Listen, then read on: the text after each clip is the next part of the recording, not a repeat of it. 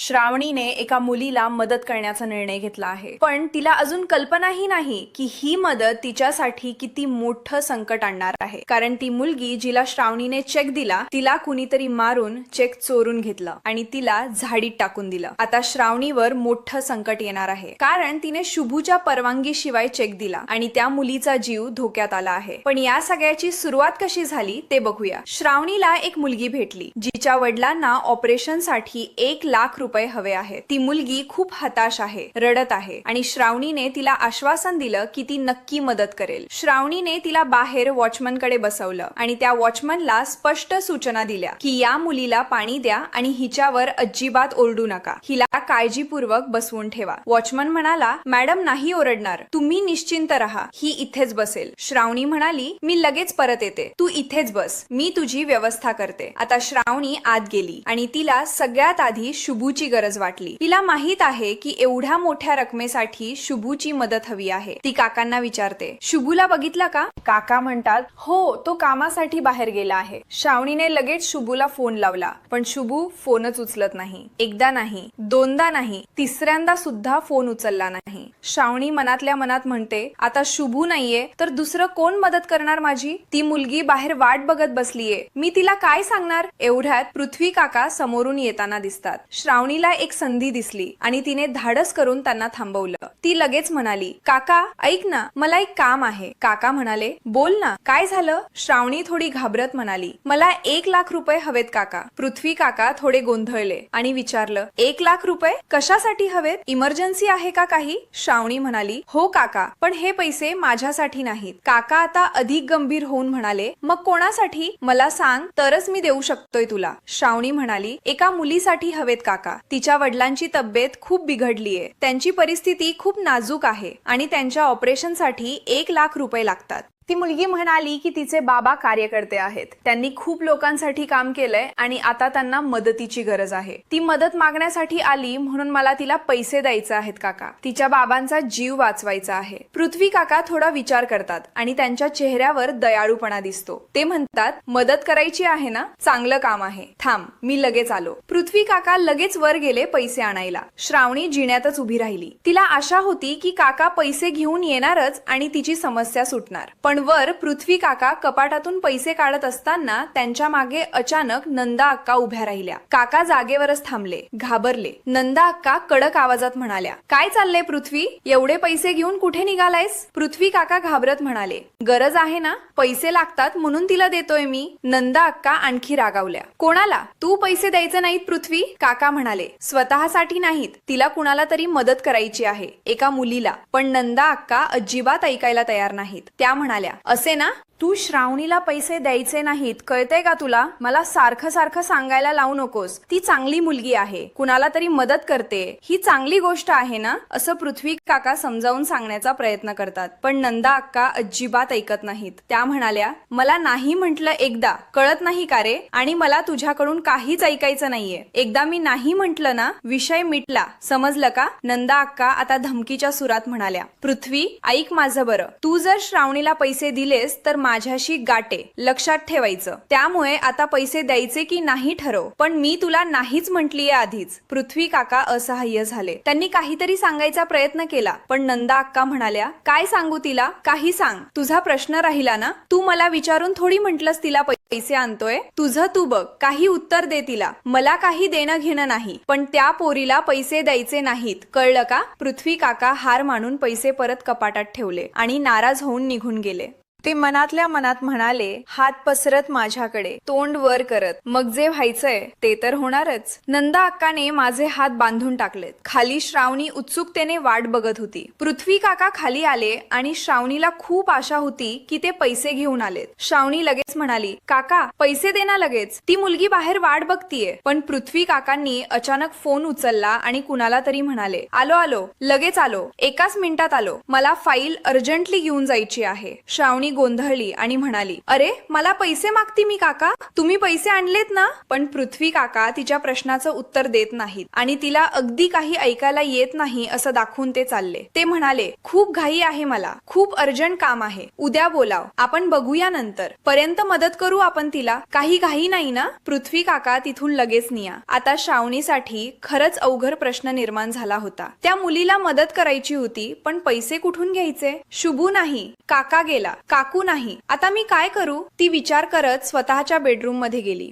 तिने कपाटात पैसे आहेत का ते बघितलं, पण तिच्याकडे एवढे पैसे नव्हतेच. ती परत एकदा शुभूला फोन लावण्याचा प्रयत्न करू लागली, पण तो उचलत नव्हता. तिने काकूलाही फोन लावला, पण काकू शाळेच्या मीटिंग मध्ये असल्याने तिचाही फोन येत नव्हता. श्रावणी आता खरंच गोंधळात पडली होती, पण तिला त्या मुलीला पैसे द्यायचेच होते. तिच्या वडिलांचा जीव धोक्यात होता आणि ती मुलगी बाहेर वाट बघत बसली होती. शेवटी श्रावणीने एक निर्णय घेतला. आता शेवटचा पर्याय म्हणून ती नंदा आत्याकडे गेली. तिला माहित होतं की नंदा आत्या तिला पैसे देणार नाहीत, पण त्या मुलीची परिस्थिती इतकी गंभीर होती की तिला प्रयत्न करावाच लागला. नंदा आत्या आतमध्ये बसल्या होत्या आणि मनातल्या मनात विचार करत होत्या, दरवाजा उघडून ही आता माझ्या पुढे हात पसरणार, मला पैसे मागणार, भिकारडी, मज्जा घेणार आता मी. काय हिला पैसे देत नसतो काय कामेश? श्रावणीने दरवाजा ठोठावला आणि आत गेली. ती थोडी संकोचत म्हणाली, आत्या मला 1 लाख रुपये हवेत. नंदा आत्या जणू वीज पडल्यासारखं म्हणाल्या, काय 1 लाख रुपये? अरे 1 लाख म्हणजे तुला छोटी रक्कम वाटली का? तोंडवर करून 1 लाख रुपये मागतेस माझ्याकडे? श्रावणीने सविनय सांगितलं. हो आत्या प्लीज, मला खरंच 1 लाख रुपये हवेत. नंदा आत्या अजिबात ऐकायला तयार नव्हत्या. त्या म्हणाल्या, अरे सकाळी तू नशा केली होतीस ना, अजून उतरली नाही का? श्रावणी चिडली आणि ताडकन म्हणाली, मी नशा केली नव्हती, उगाच काही बोलू नकोस आत्या. नंदा आत्या तिच्यावर आरोप करत म्हणाल्या, नव्हती केली मग काय झालं होतं? एवढी गाढ झोपली होतीस, मी पाहिलं ना तुझी कशी नशा उतरत होती. आज तुझं काहीतरी कारस्थान असणार आहे, मला चांगलंच माहिती आहे. श्रावणी आता खूप नाराज झाली आणि तिने स्पष्ट शब्दात सांगितलं, आत्या माझ्यावर उगाच आरोप लावू नकोस. तुला पटलं का? मी काहीही करू शकते आता, त्यामुळे तरी माझ्याशी पंगा घेऊ नकोस, बरोबर ना? नंदा आत्या हसल्या आणि म्हणाल्या, अरे वा, धमकावतीयस मला आता? बरं बरं सांग तरी, कशासाठी हवेत तुला पैसे? श्रावणीने खोलवर श्वास घेतला आणि सगळं समजावून सांगितलं. ती म्हणाली, आत्या प्लीज, मला या विषयावर बोलायचं नाहीये. मी तुझ्याकडे पैसे मागायला आले, तेवढे पैसे मला दे. खाली एक मुलगी आली आहे, तिच्या वडिलांना ऑपरेशन करायचं आहे आणि त्यासाठी तिला 1 लाख रुपये हवेत. तिचे वडील आपल्या बाबांच्या कंपनीत काम करतात, म्हणून आपण तिची मदत केली पाहिजे ना? प्लीज आत्या पैसे दे, मला खूप गरज आहे पैशांची, दे ना प्लीज. नंदा आत्या अचानक जोरात हसल्या आणि म्हणाल्या, गरज आहे का तिला पैशांची? तिच्या बाबांचं ऑपरेशन करायचंय? वेडी आहेस का तू श्रावणी? ती मुलगी तुला मूर्ख बनवते आणि तू सुद्धा मूर्ख बनतीयस. कोणीही येईल उठून सुटून, पैसे मागेल आणि तू लगेच देणं. कोणाचाही विश्वास बसतो तुला लगेच? बाबांचा फोटो दाखवला म्हणून काय? हॉस्पिटलची फाईल दाखवली म्हणून काय? हे सगळं नाटक असतं, समजलंस? कोणीही येऊन तोंड वर करून पैसे मागेल आणि तू लगेच देणार? इथे धर्मशाळा नाहीये हो, कोणाला पण पैसे द्यायला मी तयार नाहीये. 1 रुपयाही मिळणार नाही तिला, एकदम स्पष्ट सांगते मी. श्रावणी आता खूपच नाराज झाली. ती म्हणाली, आत्या असं काय चिडतीयस तू? तिला खरंच गरज आहे, तू जरा समजून घे ना, तिची परिस्थिती बघ. तिच्या बाबांना ऑपरेशन हवं आहे लगेच. आपल्या कंपनीच्या कर्मचाऱ्याच्या नावानं आपण मदत केली तर काय हरकत आहे? प्लीज आत्या दे ना पैसे. पण नंदा आत्या अजिबात पुढे झुकल्या नाही. त्या आणखी रागावल्या आणि म्हणाल्या, मी सांगितलं ना पैसे देणार नाही. मला तिला हाकलून द्यायचं आहे 1 मिनिटात. तिला धक्का मारून रूमच्या बाहेर काढायचं आहे, तोंडावर दार लावून घ्यायचं आहे. तू निघ आता माझ्या रूम मधून, पैसे बिसे काही मिळणार नाही इथे. आणि त्या जोरात दार बंद करून आत गेल्या. श्रावणी निराश होऊन बाहेर आली. तिचं तोंड उतरलेलं होतं. ती मुलगी लगेच उठली आणि आशेने विचारलं, मॅडम काय झालं? पैशाची सोय झाली का? काहीतरी होणार आहे का? श्रावणीने तिला धीर देण्याचा प्रयत्न केला आणि म्हणाली, नको काळजी करू, मी काहीतरी करते. पण ती मुलगी श्रावणीचा चेहरा बघून समजून गेली होती. ती निराशेने म्हणाली, म्हणजे तुम्ही पैसे नाही आणले ना मॅडम? श्रावणीने श्रावणीने खोलवर श्वास घेतला आणि सांगितलं, साहेब घरी नाही येत आता, त्यामुळे मी काहीच करू शकत नाहीये, पण साहेब घरी आले की मग नक्की मदत करणार तुला, विश्वास ठेव. ते मीटिंग मध्ये आहेत ना, त्यांनी फोनच उचलला नाही. त्यांना घरी येऊ दे, मी नक्की तुझं काम करणार, मी वचन देते. ती मुलगी रडू लागली. तिचे डोळे भरून आले. ती गयावया करत म्हणाली, ताई प्लीज बघा ना काहीतरी, माझ्या बाबांचा जीव धोक्यात आहे, त्यांना लगेच ऑपरेशन हवं आहे. श्रावणी म्हणाली, माझ्याकडे काहीच नाहीये आता, मी खरंच काही करू शकत नाही. तिलाही खूप वाईट वाटत होतं, पण तिच्याकडे पर्याय नव्हता. पण तेवढ्यात श्रावणीच्या लक्षात काहीतरी आलं. तिला आठवलं की शुभूने चेकवर सह्या करून ठेवलेल्या आहेत. त्याने तिला चाव्या दिल्या होत्या आणि त्या चाव्यांनी चेकबुक असलेलं ड्रॉवर उघडता येऊ शकतं. तिच्या मनात विचार आला की चेकबुक तर आहेच आपल्याकडे, सह्या सुद्धा ऑलरेडी केलेल्या आहेत, आता चेक लिहिता येईल. श्रावणी पळत आत गेली आणि चेकबुक काढून घेतलं. पण लगेच तिच्या मनात प्रचंड दुविधा निर्माण झाली. ती विचार करू लागली, मी हा चेक तिला देऊ की नको? मी आधीच भाषण वेळेवर लिहून दिलं नाही म्हणून बाबा माझ्यावर चिडलेले आहेत. आता जर मी त्यांच्या परवानगीशिवाय चेक दिला तर अजून मोठं वादळ निर्माण होणार, ते अजून जास्त रागावणार. श्रावणी बिचारी दुविधेत अडकली. ती म्हणाली, मी हे करू तर काय करू? त्या मुलीला चेक दिला तर ते अजून चिडणार आणि मी काय करू आता? तिने चेकबुक खाली ठेवलं आणि म्हणाली, नाही, अशी रिस्क मी घेऊ शकत नाही. मला त्यांच्या सहवासात राहायचं आहे, बाबांच्या बरोबर काम करायचं आहे. मी नोकरी गमावू शकत नाही. काहीही करून मला बाबांच्या बरोबर काम करायचंच आहे. ती स्वतःशीच बोलत होती. तिचं मन खूप गोंधळलेलं होतं. पण लगेचच तिला त्या मुलीची आठवण आली. ती विचार करू लागली, बिचारी काय करेल, कुठून पैसे आणेल आता? तिच्या बाबांचं काय होणार? मी जर चेक दिला तर माझी नोकरी जाणार आणि चेक नाही दिला तर त्या मुलीच्या बाबांचं ऑपरेशन होणार नाही, त्या मुलीचा बाप मरेल. श्रावणी आता पूर्णपणे दुविधेत अडकली होती. ती विचार करू लागली, कुठून आणू मी एवढे 1,00,000 रुपये? बाबांना फोन करून विचारू का? पण ते माझा फोन उचलणारच नाहीत आणि जरी उचलला आणि मध्येच मीटिंग मध्ये फोन वाजला तर अजून चिडणार. तिने एकदा ट्राय करायचं ठरवलं, पण सकाळपासून किती वेळा फोन केला तरी तो लागतच नव्हता. ती म्हणाली, काय झालेलं असेल काय माहिती, काय करू आता? बिचारीला काही सुचत नव्हतं आणि ती खूप अडचणीत आली होती. तिला काहीही करून त्या मुलीची मदत करायची होती, पण तिच्या स्वतःच्या भविष्याचा प्रश्न होता. पण मग तिने एक निर्णय घेतला. ती परत वळली आणि विचार करू लागली, त्या मुलीला तिच्या बाबांसाठी पैसे हवेत, बाबांचा जीव वाचवायचा आहे आणि काहीही करून तिला पैसे मिळायलाच हवेत. मुलीसाठी तिच्या बाबांच्या जीवापेक्षा काहीच महत्वाचं नसतं हे मला चांगलंच माहिती आहे. मला माझ्या बाबांची किती काळजी असते ते मला माहित आहे. तिलाही तिच्या बाबांची तशीच काळजी असेल. श्रावणीने धैर्य करून चेकबुक पुन्हा हातात घेतलं. तिने 1,00,000 रुपयांचा चेक लिहिला आणि त्यावर तारीख टाकली. ती स्वतःशीच म्हणाली, मी हे करते स्वतःच्या जबाबदारीवर, काहीही झालं तरी मी सामोरं जाईन, पण त्या मुलीची मदत मी करणारच. मी हे चुकीचं करते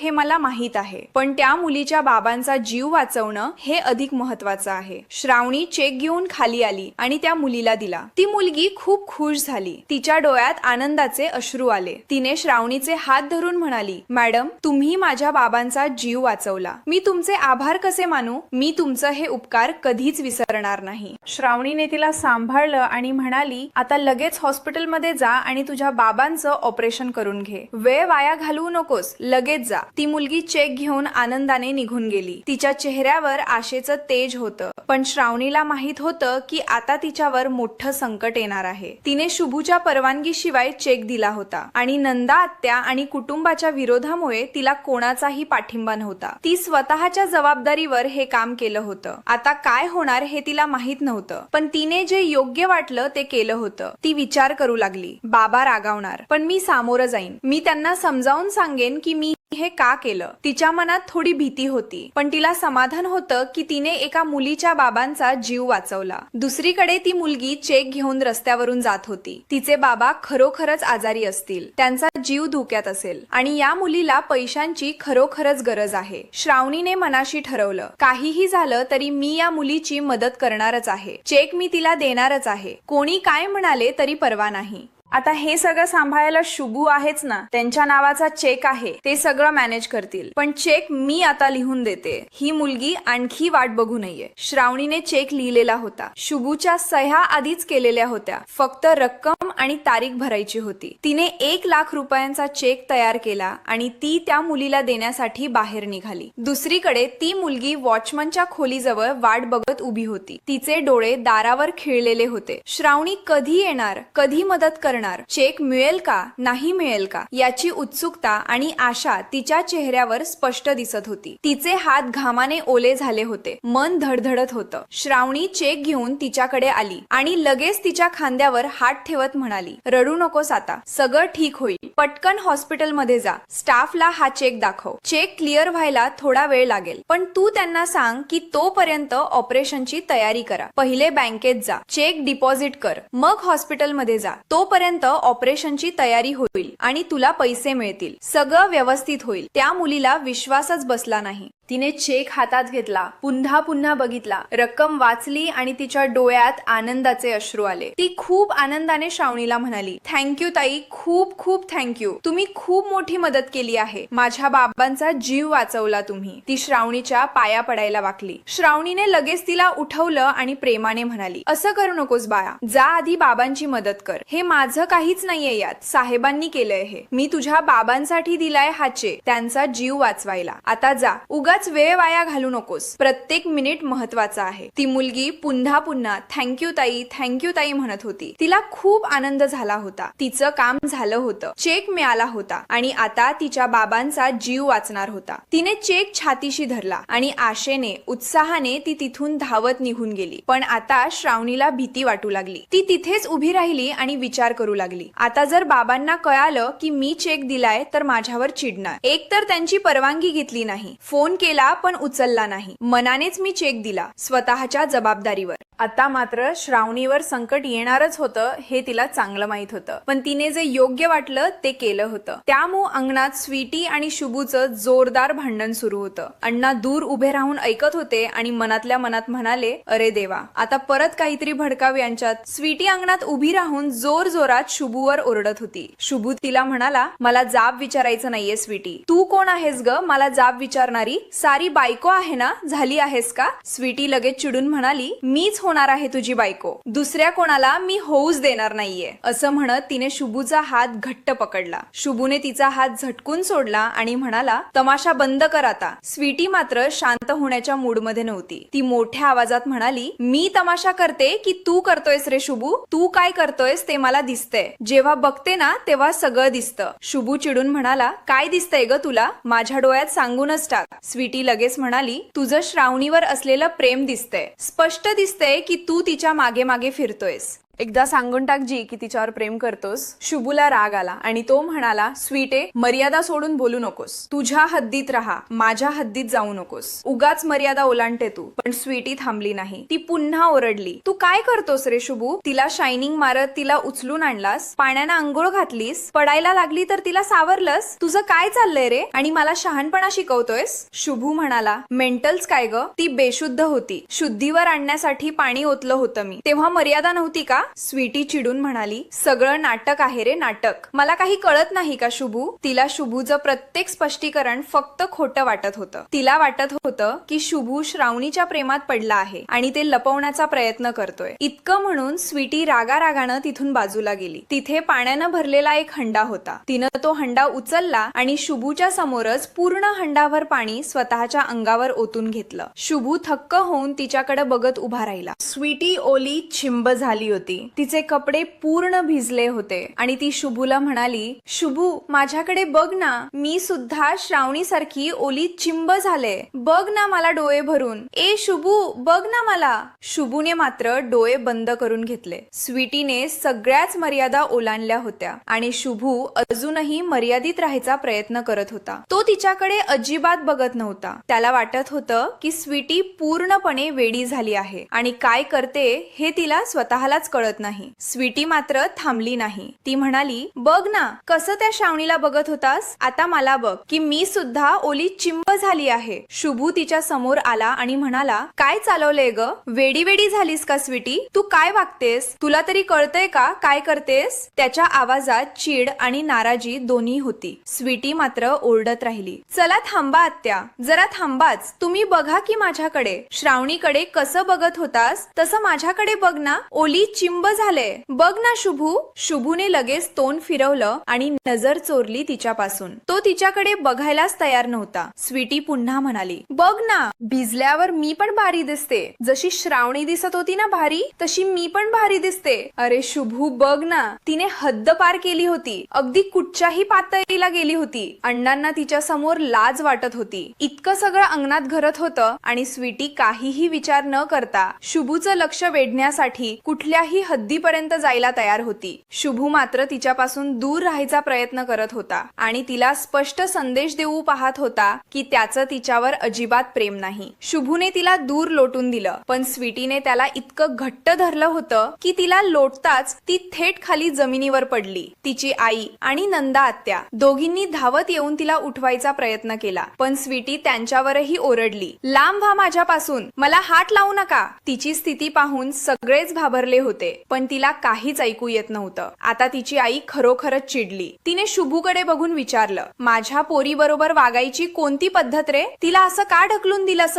वरती जीव टाकते आणि तू काय करतोस? तिचा आवाज रागाने थरथरत होता. शुभू मात्र आता संतापला होता. त्याच्या सहनशक्तीची मर्यादा संपली होती. तो म्हणाला, मग मी काय करू? मी थोडी म्हटलं तिला माझ्यावर जीव टाक. माझ्यावर का ओरडताय तुम्ही? माझी काय चूक आहे यार? त्याचा आवाज अंगरात घुमला. तो पुढे म्हणाला, तिला माहितीये माझं तिच्यावर प्रेम नाहीये आणि मी तिच्यावर प्रेम करणारच नाहीये. मग ती का माझ्या मागे लागलीये? तुम्हाला तिला सांगता येत नाही का? त्याच्या आवाजात निराशा आणि राग दोन्ही होता. शुभू थांबला नाही. तो म्हणाला, ती वाटतं तसं करत सुटली आहे. कुठल्याही थराला जातीये. तिला तुम्हाला आवर घालता येत नाही का? आणि तुम्ही मला विचारताय? त्याने स्वीटीकडे बघून विचारलं. त्याला लाज वाटत नाही का माझ्या मागे मागे करताना? ती माझ्यावर अधिकार गाजवणारी कोण आहे? तिचा आणि माझा काय संबंध आहे? त्याचे शब्द इतके कडक होते की सगळे शांत झाले. स्वीटीची आई थोडी नरम झाली. तिला समजलं की शुभूचं म्हणणं पण बरोबर आहे. ती म्हणाली, अरे मान्य, तुमचा काही संबंध नाहीये, पण ती 24 तास तुझं नाव घेत असते रे. तुझाच माय जपत असते. ती तुझ्यावर खूप प्रेम करते शुभू. तिने आपल्या मुलीच्या बाजूने बोलण्याचा प्रयत्न केला, पण तिच्या आवाजात आता ती ताकद नव्हती. शुभू पुन्हा म्हणाला,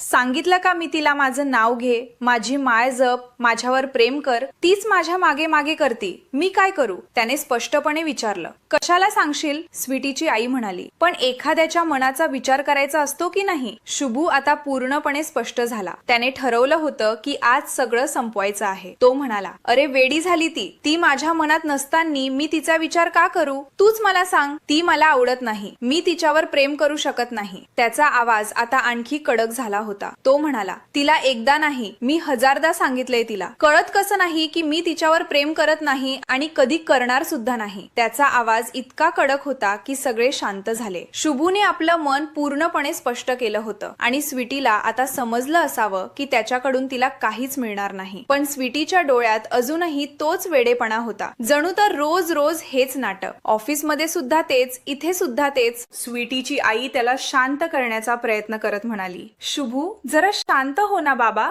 जरा शांत हो. पण शुभू ऐकायला तयार नव्हता. त्याचा राग आता मर्यादा ओलांडला होता. तो जोरात म्हणाला, बस खूप झाला आता. रोज रोज तिची नवीन नवीन नाटकं. आज मला विशेष भेटू दे. तू जरा गप्प बस. त्याचा आवाज इतका कडक होता की सगळे शांत झाले. शुभूने स्पष्टपणे स्वीटीला समजावून दिलं होतं की त्याच्या आयुष्यात तिला कुठलीही जागा नाही. त्याचं मन श्रावणीसाठी होतं, स्वीटीसाठी नव्हतं. आणि आता तो या गोष्टी सगळ्यांसमोर स्पष्ट करत होता. इकडे श्रावणीने मदत केलेली ती मुलगी चेक घेऊन घराकडे निघाली होती. तिच्या मनात आशेचा किरण पेटला होता. तिच्या आजारी बाबांचे ऑपरेशन आता होणार होतं. श्रावणीने तिला 1 लाख रुपयांचा चेक दिला होता आणि तिला हॉस्पिटलमध्ये जाण्यास सांगितलं होतं. ती मुलगी आनंदाने चालत होती, पण तिला काहीतरी वेगळंच वाटत होतं. तिला असं वाटत होतं की कुणीतरी तिच्या मागे लागलंय. ती घाबरली होती, पण तिने धीर दिला आणि पुढे चालत राहिली. पण तिच्या नशिबात काहीतरी वेगळंच लिहिलं होतं.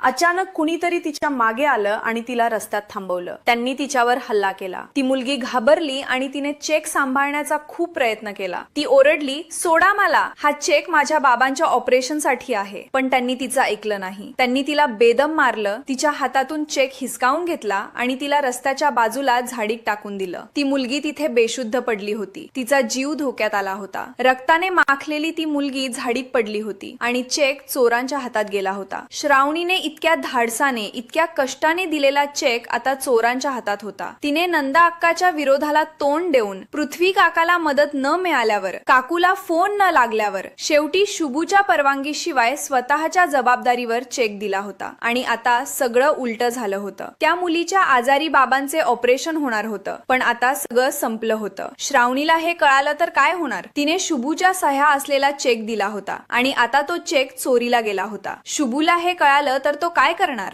नंदा अक्काला हे कळालं तर ती श्रावणीला काय म्हणणार? आणि सगळ्यात महत्वाचं, ती मुलगी जिवंत राहणार का? तिला न्याय मिळणार का? तिच्या बाबांचे ऑपरेशन होणार का? श्रावणीवर आता मोठं संकट येणार होतं. दुसऱ्या दिवशी नंदा आत्याचा वाढदिवस होता. घरात थोडा वेगळाच वातावरण होतं. शुभू आणि श्रावणी दोघंही नंदा आत्याला शुभेच्छा देण्यासाठी आले. श्रावणी हसत म्हणाली, नंदा आत्या, वाढदिवसाच्या खूप खूप शुभेच्छा. नंदा आत्याला आश.